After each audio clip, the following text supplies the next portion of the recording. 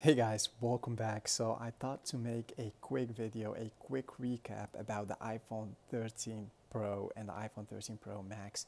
So this is the iPhone 12 Pro Max. I don't have the iPhone 13 Pro Max on hand, but I just wanted to give you my thoughts about today's event, what Apple all revealed in a nutshell. So let's dive right in. Let me close this book I have here and let's dive right in the display dimensions. So that is not different from this model. We have the 6.1 inch and the 6.7 inch, which is also known as the iPhone Max. There's something about the display brightness that's different from this model, which is when you are walking outdoors and the sun is shining on your display. The brightness, even if you turn your brightness all the way up, your display is not quite visible as we are now, as we are indoors. And Apple seems to have solved that problem by bringing the display brightness 25% up, even if you are outdoors. So that's something I do like about it. And since we are talking about the display, this iPhone's display is made out of ceramic shield, which means that if you drop your iPhone, chances are that you will not break it. Even though I still recommend just to place a screen protector on it if you have your hand on that new iPhone. But yeah, Apple have made that glass even stronger. I believe I remember the iPhone 10 and we got the Gorilla Glass introduced, and I remember I was working with that iPhone, exploring that iPhone, and all of a sudden I dropped something heavy on that glass, and within a second that glass just shattered.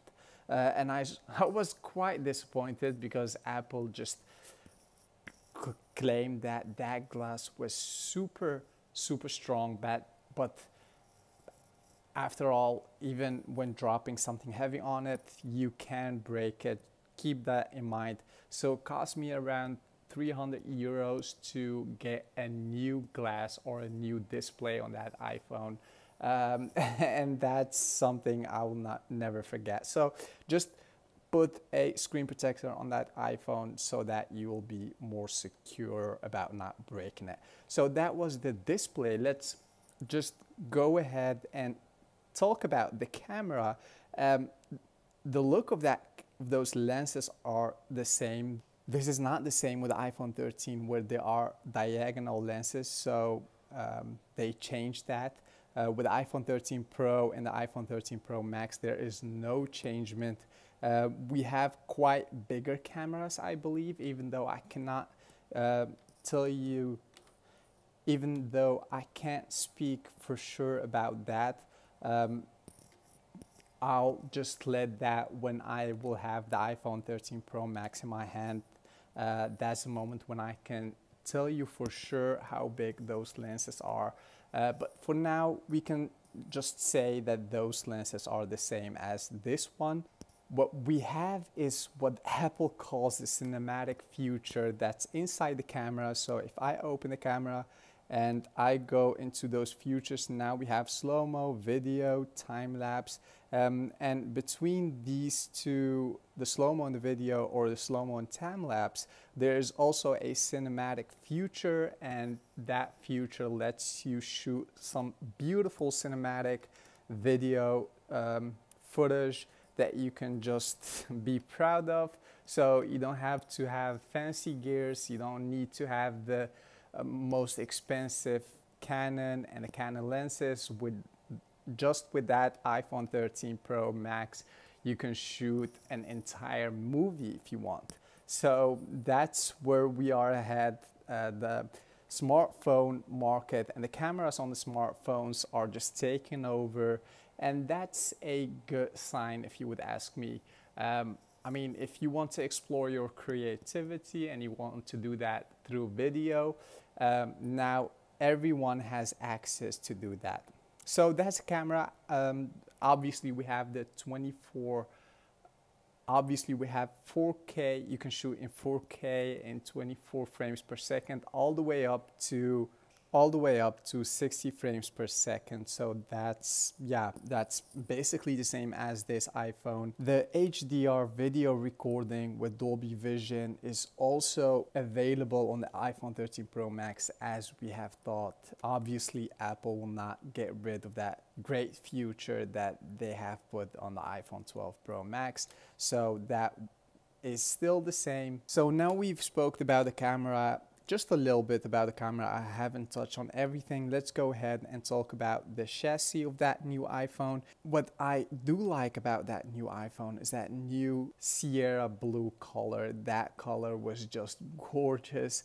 I believe I can't wait before I get that on my hand, just to appreciate that color, that beautiful color, and give you guys and share that appreciation with you guys. Now I have the white color, and I haven't regretted picking this color whatsoever, but maybe just to change things up, I'll go for that blue color that came out.